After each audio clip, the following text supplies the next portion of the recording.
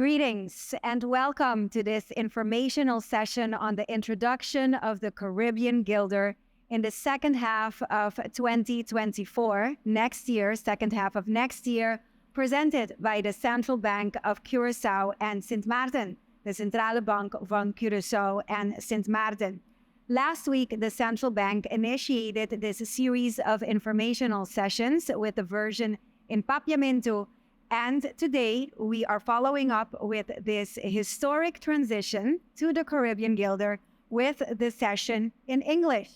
Aside from the streaming via the Facebook page of the Centrale Bank van Curaçao and Sint Maarten, we are also live on the Facebook pages of Vigilante, the newspaper here in Curaçao, Nu.cw, Z86 Radio. Also, welcome to the Government of Sint Maarten's Facebook page and its viewers, SMN News, and also SXM Talks. At the end of the presentation today, given by Ms. Raquel Lofo Wong and Mr. Alvin Francisco, there will be an opportunity for you, our viewers, to ask questions. As a matter of fact, you can type in your questions in the comment section of the Facebook Live on the page of the Centrale Bank van Curaçao and Sint Maarten. You can start doing that as soon as the presentation begins. Later on, I will also share an email to which you can email your questions after the presentations in the days following the presentation, so they can also continue to answer your valuable questions. It's now my pleasure to introduce Ms. Raquel Lofo Wong, who will be given the presentation today. Ms. Lofo Wong is the director of the Sint Maarten office of the Centrale Bank van Curaçao and Sint Maarten and is a member of the Caribbean Guilder Project Group.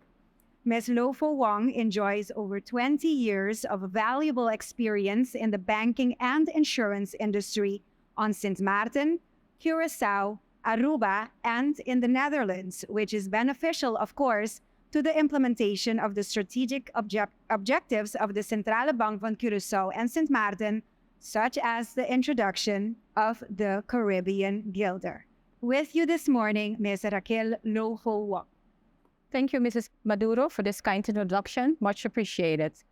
And also thank you to the public that is listening in on this presentation via your favorite media. What we would like to do with you today is to share with you the nitty-gritty of the Caribbean Guilder.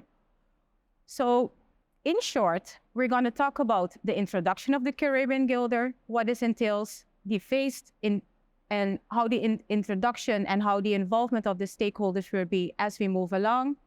We will talk about what this will mean for the introduction, what this would mean for cash and digital payments, and also at the end, answer any questions you will have or respond to your feedback. So with the introduction of the Caribbean Guilder, the question that always comes up is why are we doing it and why are we doing it now?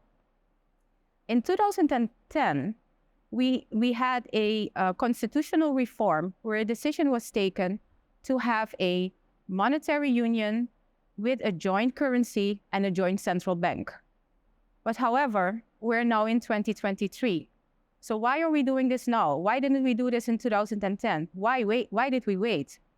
One of the reasons, therefore, was that we had sufficient stock of the then existing Caribbean Antillean Guilder. So it wasn't really necessary, or there was no sense of urgency to do this at that time.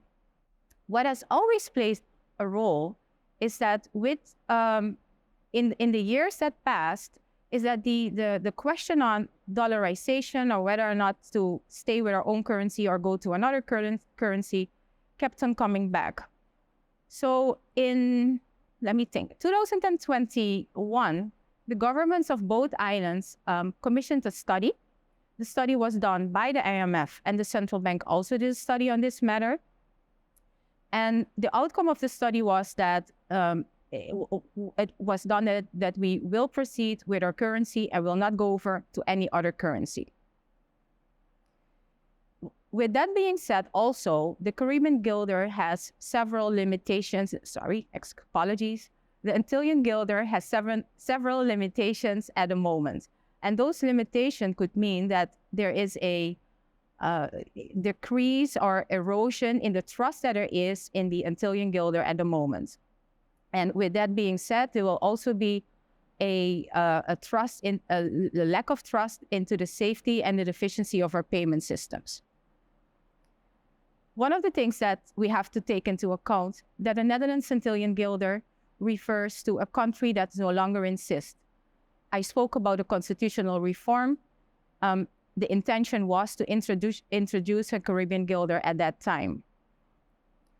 What also played is that the security features that we currently have are severely outdated. The last time that we updated our banknote was in 1998. We are now in 2023, so that's about 25 years where we have not done any updates on our currency. With the updates and with the advancement of technology, it's common that banknotes are updated approximately every 7 to 10 years. So as it is now, we have missed 2 cycles, and it's about time that we go over to a new and updated currency. What also plays a factor is that the substrates or the banknote papers that we use is not readily available. To top that off, even for the coins, the alloy or the mix of materials that is used is not available as well. So we face challenges in getting the right material to print and mint the correct banknotes and coins. Additionally, if specifically as we're looking at the banknotes, we see that our printer, Johan Enschede, that we used prior, doesn't even print banknotes anymore. So that means that we would have to look for another banknote printer. And that banknote printer, the ones that we tried, the ones that we've spoken to have indicated with the banknote that you have at the moment, we cannot do that. We would have to make updates. So if we have to do updates when you're dealing with a currency for a country that no longer exists, we might as well go over to a new currency right away. So that is what we decided to do. So additionally, I spoke about that we had sufficient stock in 2010, and in the years that follows, we were able to reprint and reorder in the years thereafter. That is not an option anymore. So the stock that we have for the banknotes and the coins is depleting to a level that we are now at a point that there is no time to wait. We have to do this, and we have to do this now. So if I talk about timing, why are we doing it? Why are we doing it now? Is the timing right? Yes, it's right. We have to do it, and we have to do it now. I would like to share with you some other details. Let's go into, let's say, the nitty-gritty of the Caribbean guilder. The cost, we're looking at a cost of about 15 million guilder, and the 50 million guilder will be spread out about production cost. It will be insurance, it will be shipping, it will be marketing, it will be education for the public, but it will also be to have a stock of the coming for the coming 4 years, and to replace the stock that is currently in circulation. We will do this in 2024, the second half of 2024. So we do have time to make sure that the introduction is done timely, efficiently, and without faults. Another thing that we would like to share with you is the currency code. The currency code will be XCG. At the present, it is ANG. And you might ask why the X, where does it come from? The currency body that decides this says that when you're dealing with a currency code, with a currency that is shared between 2 different countries, it has to start with an X. Normally, it would start with the first letter of a country. So in Antillean guilders, it was an A. But of course, we now have Curacao and St. Martin. It wouldn't be fair for it to start with a C. It wouldn't be fair for it to start with an S. So to be fair, it starts with an X. The X is the first letter. CG stands for Caribbean guilder. The currency code will be CG. CG stands for stands for Caribbean guilder. The currency code at the moment is NAF, and that will cease to exist. The specifications, in short, we're looking at the 200 guilders, the 100 guilders, the 50 guilders, the 20 guilders, and the 10 guilders. And for the coins, it will be 5 guilders, 1 guilder, 50 cents, 25 cents, 10 cents, and 5 cents. And finally, also the 1 cent. What you see is that the 250 guilder that we have now will be replaced by the 20 guilder, and the 25 guilder will be replaced by the 20 guilder. Dit is all done in line with the regeling gemeenschappelijk geldstelsel, or the legislation called common currency for both Curacao and Sint Maarten. A little bit more about the specifications. The substrate will remain cotton, albeit in a different composition that is what is currently there, and the coins as well. The coins, the alloy will change, and we will work with a mix which is readily available and more commonly used. The banknotes, the dimensions will remain the same. The reason why we've done that is that there are a lot of things that need to change, specifically if you look at the commercial banks. So they have to adapt their systems, they have to adapt their ATMs to read security features, and leaving the banknote in the same size will be one thing less for them to worry about. The coins will be round. I'm not sure if the public remembers that there is actually a 50-cent coin, and a 50-cent coin is square.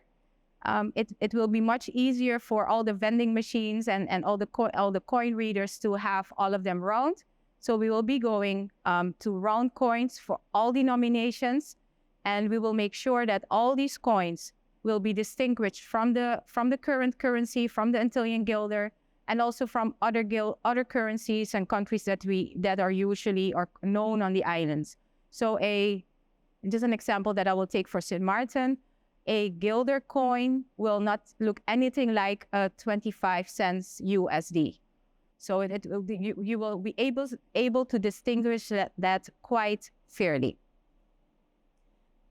An exchange period, what will that look like? Because one currency will come in and the other currency will go out. We will give you 30 years for that. The first year will be at the commercial banks, and the following 29 years, you can do it at the central bank, both in Curacao and Sint Maarten. Important to note is that all AML and CFT guidelines, is anti-money laundering guidelines, and counter-financing terrorism guidelines will have to be adhered to, because it cannot be that the exchange of a currency will be used as a means to bring illegally obtained money into the banking system. Also, a question that is also asked is this Caribbean guilder. What is it? What does this even mean? What does that mean for the value of my money? Actually, nothing will change. A guilder will be exactly the same value as a Antillean guilder. So a Caribbean guilder will be a one-on-one exchange to an Antillean guilder. So let me say that once again, your Caribbean guilder will be exactly the same value as your Antillean guilder. So you will not lose any money in that transition or in that change. Also, how does that mean to the outside world? What does it mean? Will my money be any less worth abroad? No, that will not. Your dollar, the exchange for a dollar at the moment is worth 179 ANG.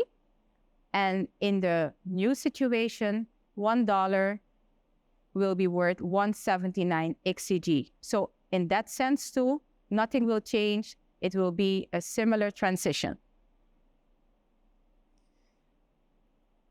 To make sure that the circulation is done as smoothly as possible, we intend to do this in about 3 months. There will be a co-circulation period of 3 months, whereby it is the intention that you will pay with your Antillean guilders, and that any exchange that you have will be given back in XCG. So in that period, we will be taking as much currency out of circulation as possible.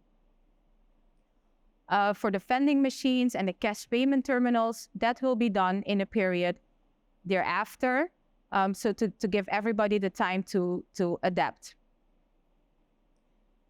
It is important that from day one that we go over from the Antillean Guilder to the Caribbean Guilder, that the ATMs and the banks and all the payment systems and the international payment systems, that will be done with XCG.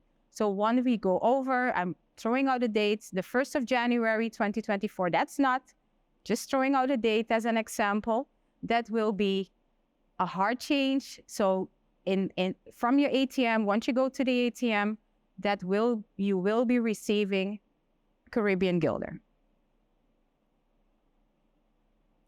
If you're looking at opportunities and what this will do for us, we will finally have our own currency. Curacao and St. Martin can say, yes, we have our own currency. That will be a reflection of the identity and the history and the culture of our countries. It will be innovative, modern, and sophisticated, and it will be more secure against counterfeiting. And also it will be something that we can be proud of, and that we can say this is a business card that we can expose ourselves to. Will be good exposure for both Curacao and St. Martin. So our information campaign, how will that look like? We'll be using several channels: social media, newspapers, and the website.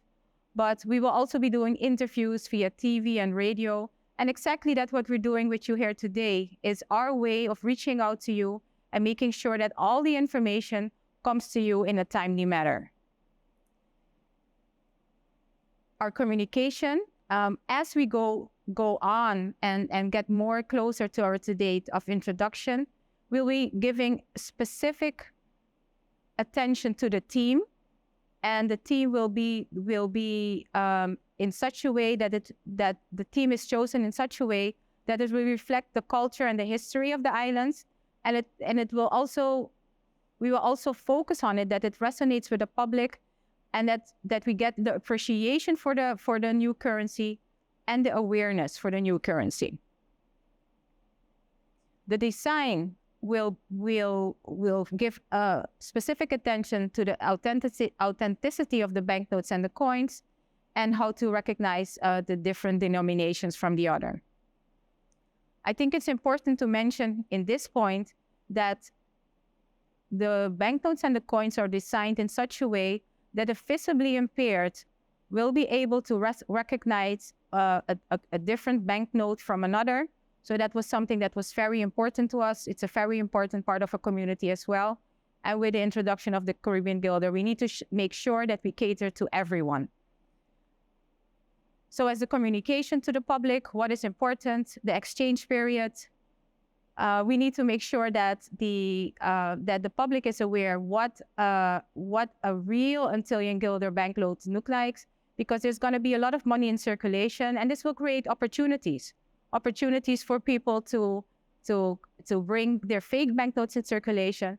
And it would be a pity that if you have cash, that you will be duped and receive fake currency. So we will make sure that the public will know what a current Antillean Guilder look like and how you can distinguish that from a fake one.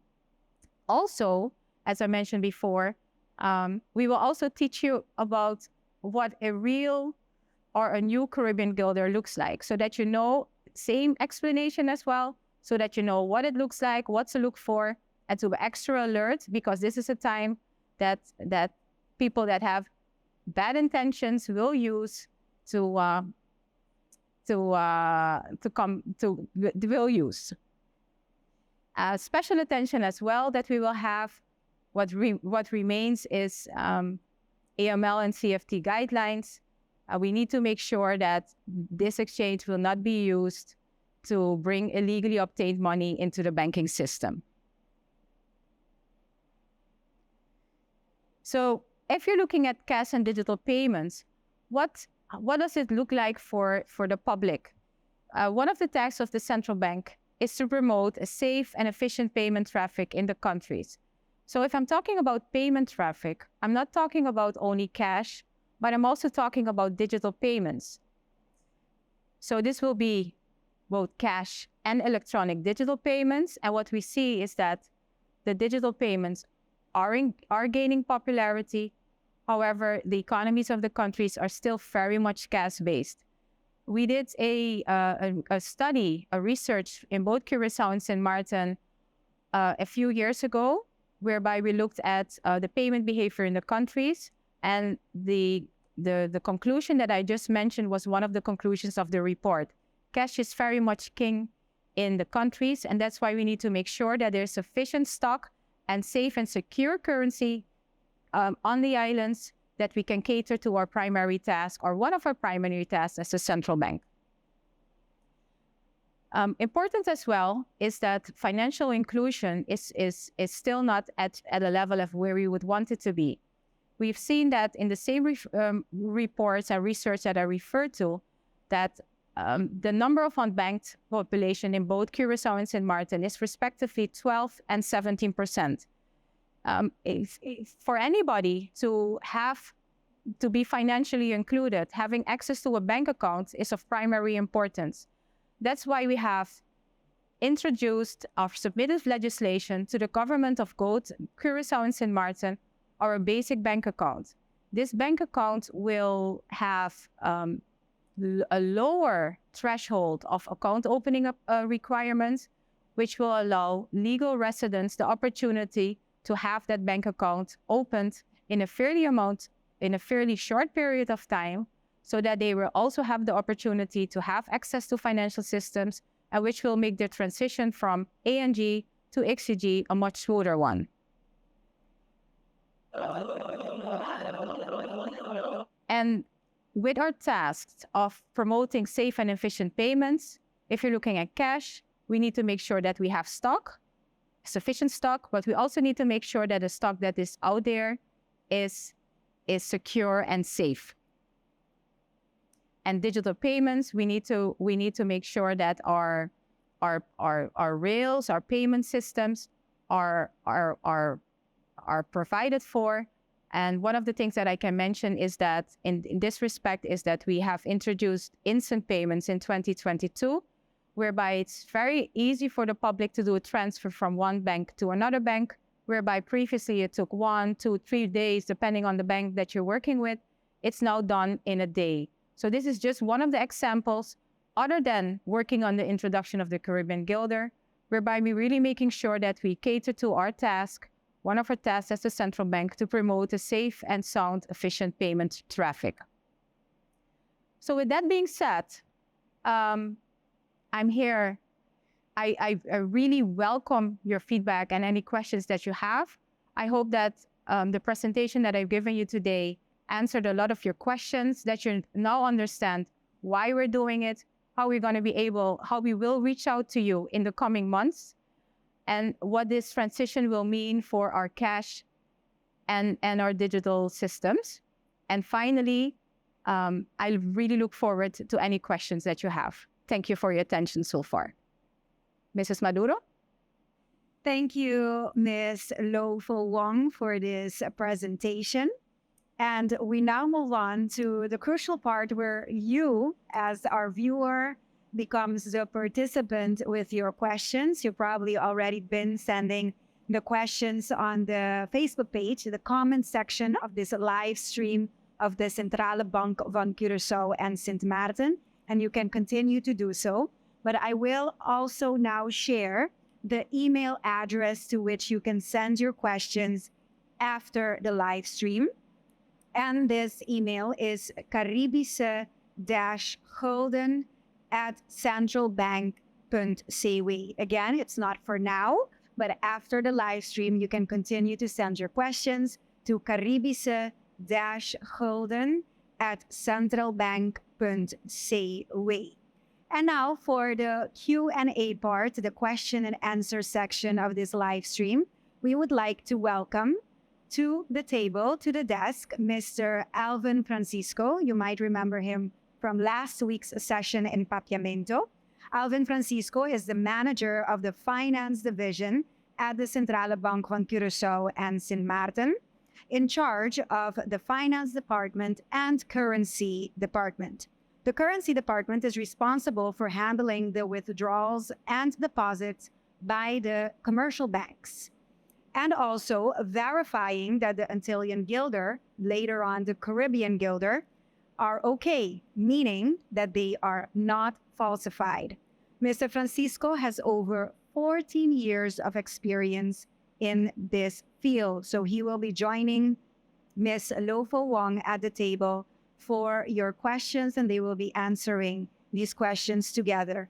Let me also mention that we are live, aside from the Facebook page of the Centrale Bank van Curaçao and St. Maarten, we are live on the Facebook pages of Vigilante newspaper here in Curacao, also Nu.cw, Z86 Radio, and in St. Maarten, welcome as well, or if you've been following us already, to the followers on Government of St. Maarten Facebook page, SMN News, and also SXM Talks. And now for the Q&A session, we will switch over to the first question for our two panelists this morning, and it's, what are the main risks of introducing the Caribbean Guilder?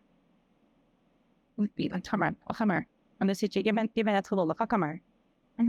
you very much for the introduction. Basically, if you look to the Caribbean Guilder, it's a one-on-one exchange. But of course, we know that, let's say, it's not for the people, for the public. Maybe it's a normal operation. But for sure, let's say, for the commercial banks and also for those that also have a system that they need to, let's say, adapt, it's a kind of operation. Last week, the president of Central Bank said it is a military operation because it's a very strict project that needs to be done in certain, time. All the different phases should be completed in certain times in order for us, let's say, to be able to introduce the Caribbean Guilder in time. So that's one of the things that we are looking for, that all the parties that are involved in this process also do their part in order for us, let's say, to complete this operation. One other thing my colleague already said is the AML-CFT procedures, the regulations. Introduction of the Caribbean Guilder doesn't mean that we will have to put, let's say, all the regulations aside. No, because for Curacao and St. Maarten, it's important that we maintain our, let's say, record in the financial sector in the sense that we are not put on the blacklist, for instance. So that's why when introducing the Caribbean Guilder, we still have to look to the AML-CFT procedures in order to avoid that illegally obtained money is entered into our payment system. So those are main risks that we are foreseeing now, the operational risk, but also as the part of the AML-CFT procedures. Francisco, the second question is there any risk of inflation? Like I mentioned already, introduction of the Caribbean Guilder, the exchange rate will be 1-to-1. So based on the introduction of the Caribbean Guilder, there's no, let's say, there shouldn't be any panic that it will bring inflation with it, because if let's say if the prices are changed, the currency code of the currency symbol is changed from ANG or NEF right now into CG or XCG, 1 guilder Antillean Guilder is 1 guilder Caribbean Guilder.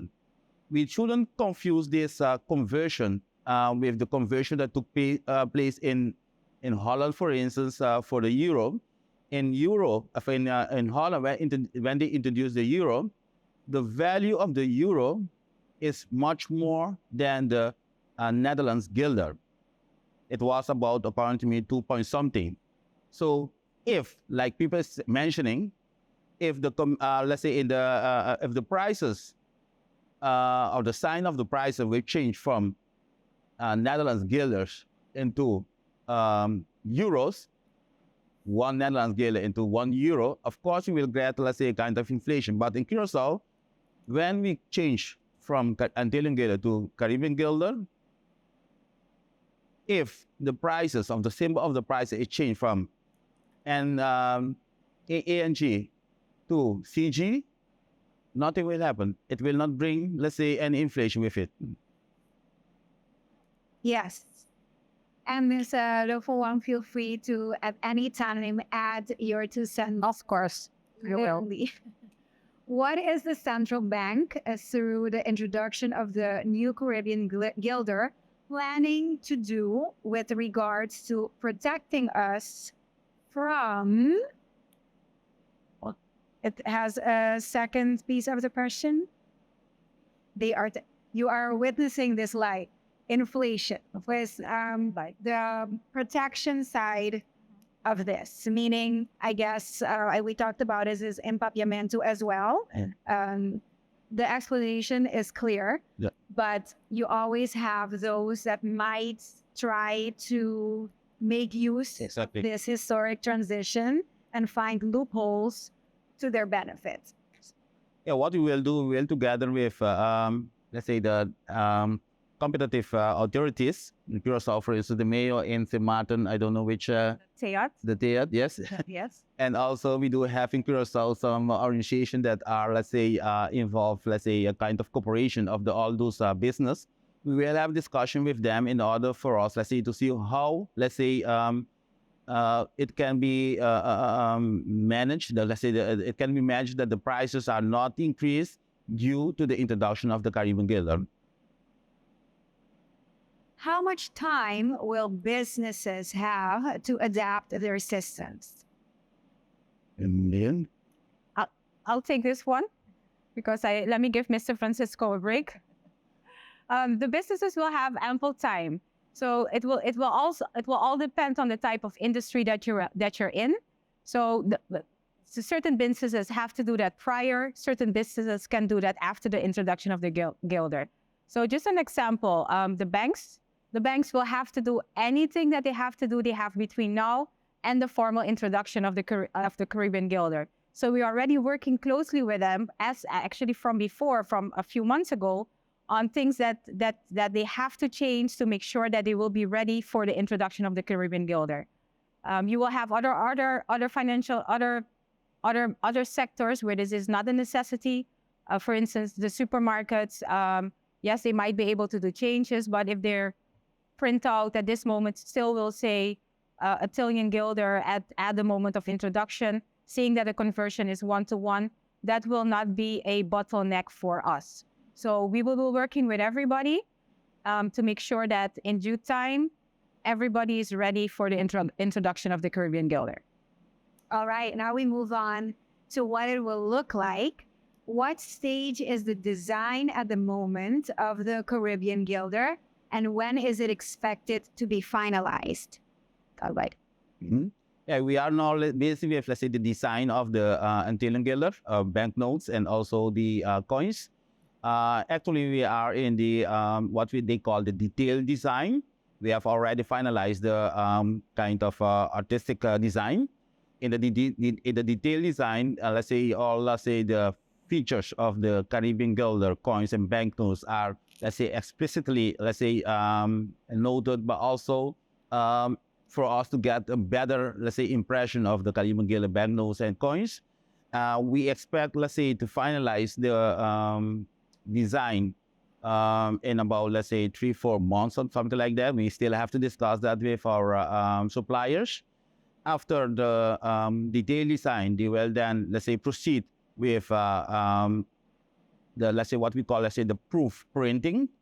Before that, they will have to, let's say, make the necessary for the banknote, the plates, and for the notes, the coins, it will be the stamp. We have to prepare that. We will then proceed with the proof printing. Based on the proof printing, we have to proof that, and after that, they will then continue with the production of the Antillean Gilder banknotes and coins.